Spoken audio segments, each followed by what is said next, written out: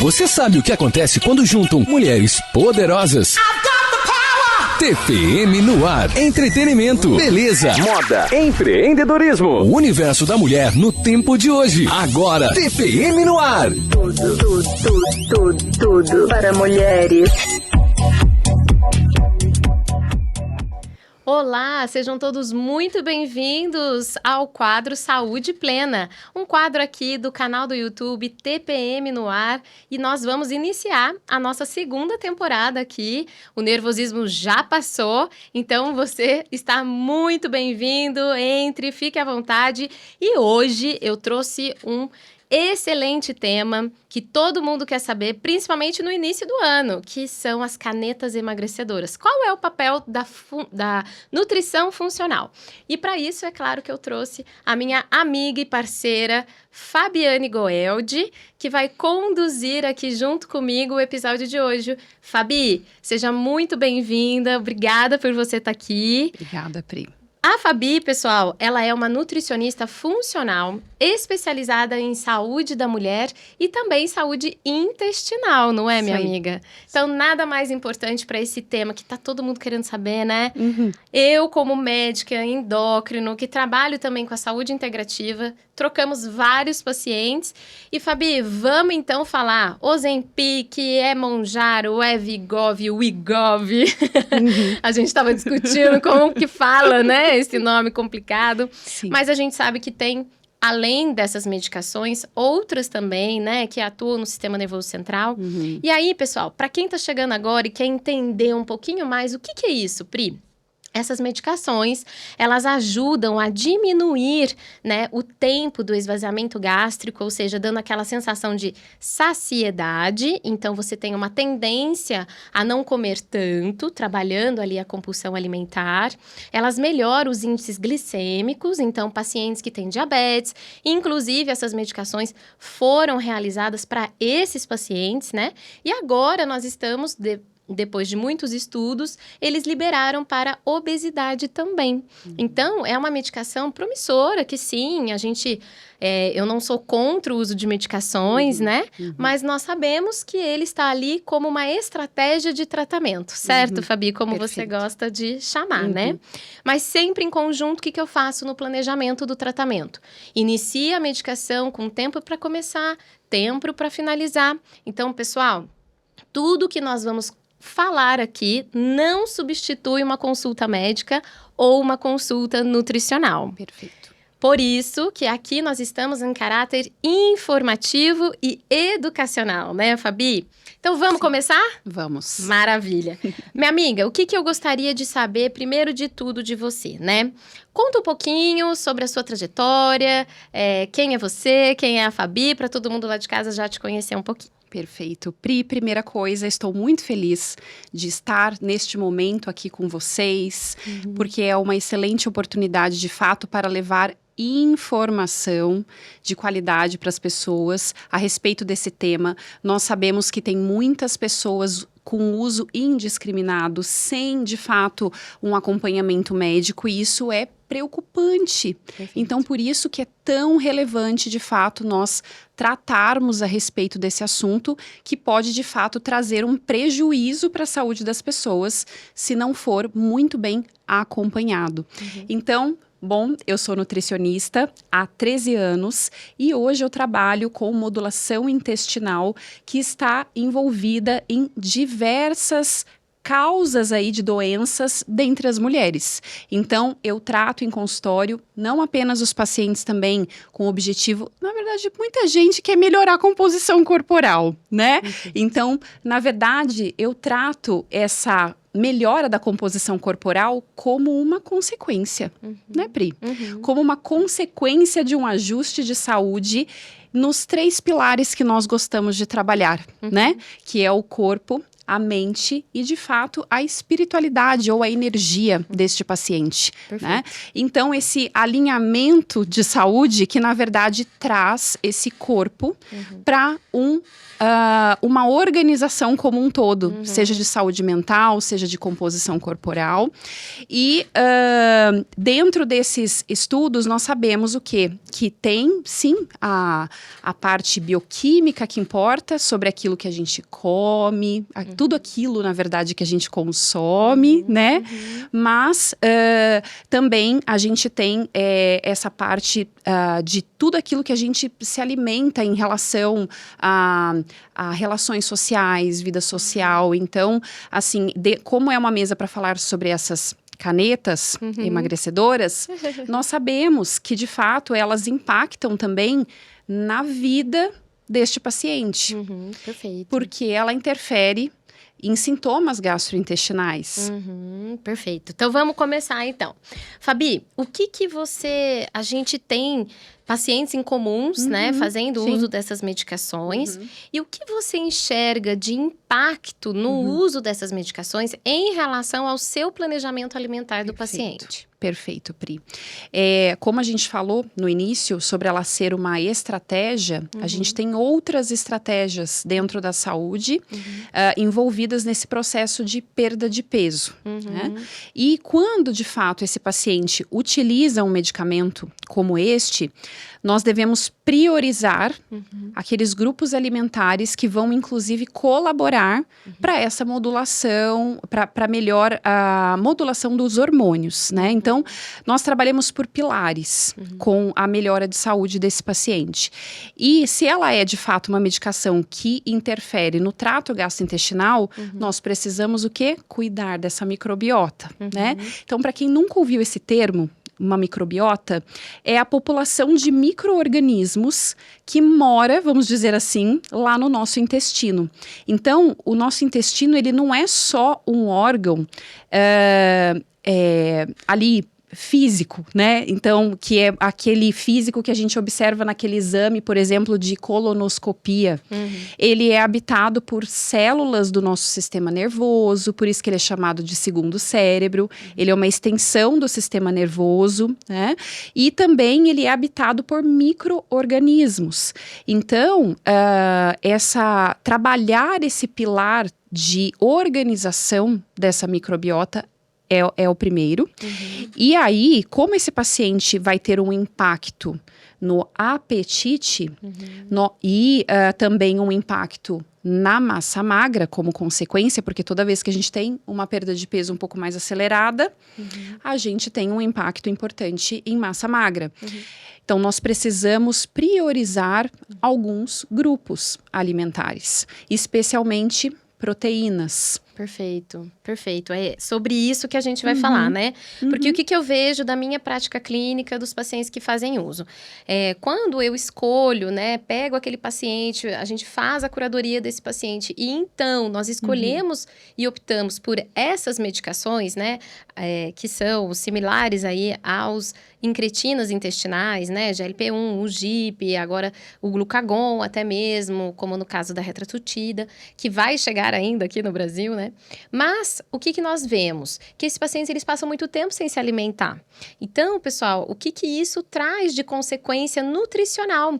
Eles acabam ficando num déficit nutricional, causando um espaço ali que o corpo não tem nutrientes para formar músculo. Então, olha só que interessante. Ele quer emagrecer, ele quer perder as gorduras. Isso vai acontecer, porque os medicamentos vão proporcionar isso. Porém, aquele peso na balança que cai muito rápido, muitas vezes é a custas da massa magra, da massa muscular. E essa massa muscular, ela é muito importante para a saúde cerebral, ela é importante para a saúde como um todo de longevidade, para o esqueleto, né? Não só para a massa óssea da mulher, mas também nos homens. Ela vai ajudar demais a gente a construir esse déficit nutricional, quando eles passam muito tempo sem comer, porque eles não conseguem comer, a gente tem um problema hormonal além do déficit da muscular, né? Então, o que a gente pode entender que você, como nutricionista, quando você está acompanhando esse paciente, qual é a manobra que você usa, né, nos nossos pacientes incomuns, para que eles não tenham essa perda. O que muda na alimentação deles, né? É uma dica aí para as pessoas que estão fazendo o uso desse medicamento discutirem também, né, Sim. com os nutricionistas e médicos deles. Sim, perfeito, Pri. Muitas pessoas têm, isso que eu vejo muito no consultório, não têm o hábito de ter na rotina, por exemplo, as sementes e aveia, psyllium, enfim, as fibras de uma forma geral. Tá. Se esse paciente vai fazer uso de um medicamento que vai aumentar o tempo dele de jejum, seja o intervalo entre as refeições, ou seja ficar com um menor apetite noturno, nós precisamos priorizar os alimentos mais ricos em fibras. Então, quando eu falo desses alimentos ricos em fibras, eu estou dizendo carboidratos complexos de boa qualidade. Então, por exemplo, aveia é um excelente carboidrato, tá? Então, claro, e respeitando também a individualidade e a tolerância deste indivíduo. Então, por exemplo, se é uma pessoa que não gosta de determinado alimento, por isso o papel do nutricionista é tão fundamental. Então, seja para adaptar essa alimentação de uma forma que ele vai sentir prazer em se alimentar, seja para encaixar ali na rotina dele. Então, os tubérculos também são bons carboidratos para consumo, então batata doce, a mandioca, né? O próprio inhame também é uma opção, e elaborar receitas a partir destes carboidratos também torna eles mais atrativos. Assim como o consumo do cuscuz, que vem do milho, que é um bom carboidrato também, e a própria tapioca, que na verdade é feito a partir da mandioca e nós podemos misturar fibras a ela. Então, sempre misturar esse carboidrato com uma fibra, você reduz o índice glicêmico e você melhora essa população da microbiota, que gosta sim desses carboidratos. Então, incluir também as frutas, que na verdade existe também essa dúvida na mente das pessoas sobre, poxa, mas a fruta também tem carboidrato. As leguminosas a respeito de feijão. Tem açúcar, né? E aí elas falam, eu não vou comer porque o meu outro nutricionista falou que não pode, porque eu vou bater o índice glicêmico e tudo mais, né? E na verdade, os carboidratos se apresentam em diferentes formas químicas. Então, por exemplo, o carboidrato das frutas é a frutose, né? Enquanto em outros tipos de carboidrato a gente tem amido, enfim, outros tipos de carboidrato, eles são diferentes. A gente tem a celulose também, então cada alimento tem um tipo de carboidrato, e esses carboidratos são importantes para aquela nutrição da microbiota, que eu disse no início. Então, primeiro ponto, essa inclusão de fibras, até porque esse paciente pode ter constipação intestinal, não são todos que têm, mas uma boa parte tem constipação intestinal, então, ou seja, fica com o intestino preso, né? E aí, o tamanho da importância de quando vai consumir carboidrato, ser um carboidrato com fibras, e a proteína também é bastante importante. Então, se é um paciente que, poxa, Fabi, não consigo comer à tarde. Então, nós vamos elaborar um shake de proteína com uma digestibilidade mais fácil, a exemplo dos peptídeos de colágeno, né? Então, vou fazer um shake com colágeno e um suco de frutas vermelhas, que daí vai ser mais leve e ao mesmo tempo rico em antioxidantes. Então, esse balanço sobre não consigo comer, não tenho apetite, mas nos momentos que eu como, eu de fato vou me nutrir, é fundamental. Perfeito. Tá? Sim, não. E nós também falamos em conjunto muitos suplementos que podem ajudar esse paciente a não ter uma massa magra tão avançada, né? Então, a gente coloca como o clock que a gente estava discutindo, né? A gente coloca ali o Chronic, que são blends, né? De substâncias que vão ativar vias alternativas para ajudar esse paciente a não ter uma perda de massa muscular tão excessiva. Como a gente viu, né? Que tem muitos artistas famosos, sertanejos por aí, usando e fazendo uma grande diferença, né? Nossa, 30 quilos, 40 quilos e dá aquele efeito pós-bariátrica, né? O paciente, ele fica animado, querendo aquele mesmo resultado, mas tem todo um acompanhamento médico, nutricional por detrás disso, né? Então, a gente tem que lembrar todo mundo que não é assim, eu vou na farmácia, compro porque a minha amiga começou a usar, então eu vou fazer também porque funcionou com ela. E essa febre, né? Dessa facilidade que você compra na farmácia sozinha, na verdade é um tiro no pé, né? Porque tem toda essa questão relacionada à saúde que precisa estar junto no tratamento para, de fato, você ter uma sustentabilidade desse emagrecimento de forma saudável. Certo? Exato. Então, até para não ter reganho de peso, né, Pri? Então, uma vez eu ouvi uma frase e eu gostei tanto que eu uso ela demais, sobre as pessoas se preocupam com guardar dinheiro, fazer poupança para o envelhecimento. Exatamente. Mas a massa magra é o tesouro do nosso corpo. Isso! Exatamente. E de fato, Perfeito. quando você vê um indivíduo, por mais que você enxergue ele, é magro. Tá, será que é magro de verdade mesmo, com massa magra? Ou ele tem uma baita de uma depleção, ou seja, uma redução de massa magra para conquistar aquele corpo que visualmente parece ser magro? Né? Então, cuidar da massa magra, quando a gente está dentro de uma estratégia de perda de peso como essa, é fundamental. Fundamental. E aí a gente entra, inclusive, né, Fabi? Claro, eu sei que você tem as suas ressalvas nutricionais, eu super concordo em relação até mesmo a gente fazer uso de enzimas digestivas, o momento certo da gente entrar, porque como essas medicações, ela causa essa lentidão do que a gente come, gente, demora um tempo para sair do estômago, é isso que nós estamos fazendo. Isso pode gerar o quê? Um refluxo, isso pode dar queimação, isso pode dar aqueles soluços, né?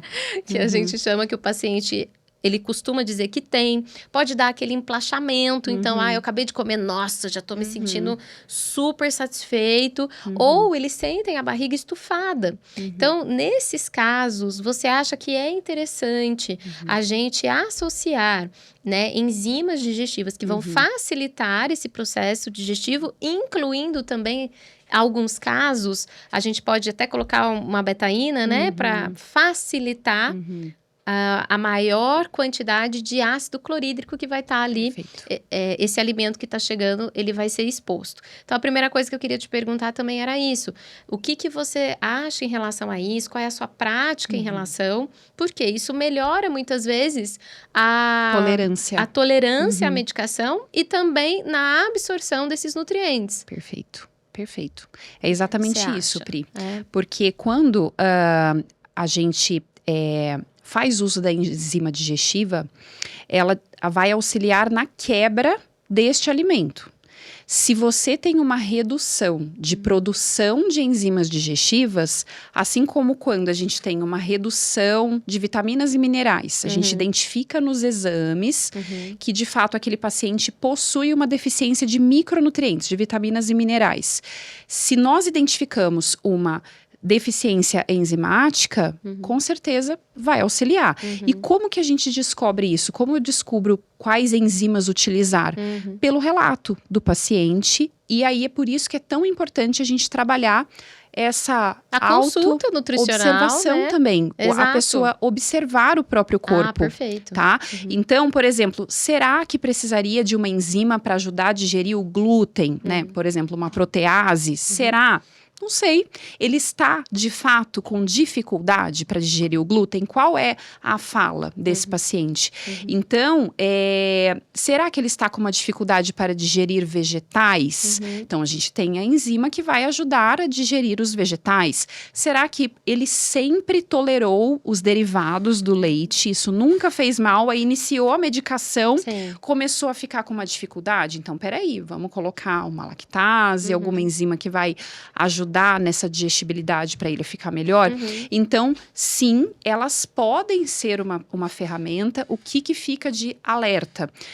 Não é qualquer enzima, não é para todo mundo, não é qualquer quantidade. Perfeito. Porque isso também, assim como as vitaminas e minerais a serem repostas em função dessa baixa alimentar. O déficit calórico mesmo, né? Muito Isso. tempo em jejum, não consegue comer, diminui a Isso. quantidade nutricional, né, de cada refeição. Isso, então, por exemplo, a gente pode ter uma baixa de zinco, de selênio, que são fundamentais, por exemplo, para funcionamento da tireoide, Claro. né? E aí, bom, então, além dessa observação cuidadosa com relação às vitaminas e minerais, as enzimas podem sim ser importantes, não é para todo mundo. Perfeito. Por isso que nada substitui a consulta, Exato. né? O acompanhamento. Exato, mesmo. mas elas podem sim ajudar, sem Bacana. dúvida. E o que pra gente ir finalizando, o que você acha que umas perguntas que eu recebo demais, né? Pri, mas se eu parar a medicação, eu vou voltar a engordar tudo de novo. Pri, mas eu tô cansada do efeito sanfona, eu não vou parar de tomar essa medicação nunca, porque, olha, eu vou voltar a engordar tudo. E aí, é o grande diferencial quando nós trabalhamos em conjunto, né? Eu recebo muitas essas perguntas. Geralmente, no meu planejamento, eu vou levando no entendimento já de uma nova mentalidade, para ela ir entendendo que isso não é a muleta dela, né, em relação ao tratamento da obesidade ou do diabetes tipo 2, mas que nós podemos, sim, fazer uma educação alimentar e, junto com a educação alimentar, essa população de micro-organismos que vive no intestino, como você falou, já vai ter sido trabalhada desde o início do tratamento. Exato. Então, ela trabalhando desde o início do tratamento, com estratégias, com essa diversidade alimentar, na teoria, né? Você, ao finalizar o uso da medicação, é claro, vai ter um período de adaptação, mas você não vai voltar até aquela vontade louca de comer e vai começar a engordar tudo de novo. Quando isso acontece, a gente já sabe, como profissional de saúde, que provavelmente não foi feito esse acompanhamento tão de perto, né, minha amiga? Sim. Então, eu queria que você contasse quais são as suas estratégias dentro dessa nutrição funcional linda que você faz para evitar, após o término da medicação, esse efeito sanfona que está todo mundo com medo. Perfeito. Pri, é importante de também ressaltar que a sua forma de prescrever a medicação também eu gosto muito. Porque, na verdade, você não dá para todos. Dá no momento certo para esse paciente, como um suporte, uma estratégia. Sim. E a sua forma tanto de evolução quanto de desmame também faz toda a diferença para esse processo clínico, né, de não ter o reganho de peso. Perfeito. Tá? E o que esse paciente deve fazer para não ter esse reganho de peso? Enxergar essa medicação como uma chave, uma chavinha, uma das chavinhas, e realizar a mudança do estilo de vida. Perfeito. É sobre isso. Se não tem mudança do estilo de vida, a chance de reganho de peso é altíssima. E dentro das minhas estratégias, eu gosto muito de ensinar o meu paciente a ser autônomo, a aprender a fazer as suas escolhas. E dentro disso, é claro que é fundamental observar qual é a relação que ele tem com o alimento. Comportamento, atitude alimentar deste paciente e ensinar ele a fazer essas escolhas. Então, por exemplo, naquela situação do lanche da tarde, que eu disse, se ele precisa realizar esta refeição, se está dentro de uma estratégia que precisa realizar aquela refeição, puxa, o que eu vou escolher? O que dentro da minha casa aqui disponível eu consigo escolher, ou eu estou na rua, sei lá. E aí, o que eu posso procurar para escolher? Então, você formar o paciente para ser independente é a chave de verdade aí também, para a mudança do estilo de vida. Perfeito. Fabi, te agradeço demais por esclarecer esse tratamento que tá tão aí na boca do povo, né? Vamos dizer assim. Sim. E olha, eu agradeço toda a sua audiência, agradeço vocês que estão aqui com a gente, assistindo. E eu quero contar para todo mundo que tá aí assistindo a gente uma grande novidade. Pessoal, neste mês é o mês do meu aniversário. Então, lá na Clínica KA, onde a gente atua, onde a Fabi é a nossa parceira, nós vamos lançar aí o protocolo Vida Leve, que vai ter parceria junto comigo e Fabi, juntas. E neste mês você vai ganhar um presente por ser o mês do meu aniversário. Então aqui, ó, no canto direito da tela, vai estar o QR Code para você entrar em contato, caso você tenha interesse em saber sobre como se tratar um emagrecimento sustentável e uma longevidade com saúde, tá bom? Então, ó, se esse conteúdo foi relevante para você, você achou importante, já encaminha, se inscreve aqui no canal do TPM, tá bom? Curte, muito obrigada mais uma vez e ó, aguarda porque vem mais episódio por aí, tá bom? Um beijo, pessoal. Obrigada. Tchau, tchau. Obrigada.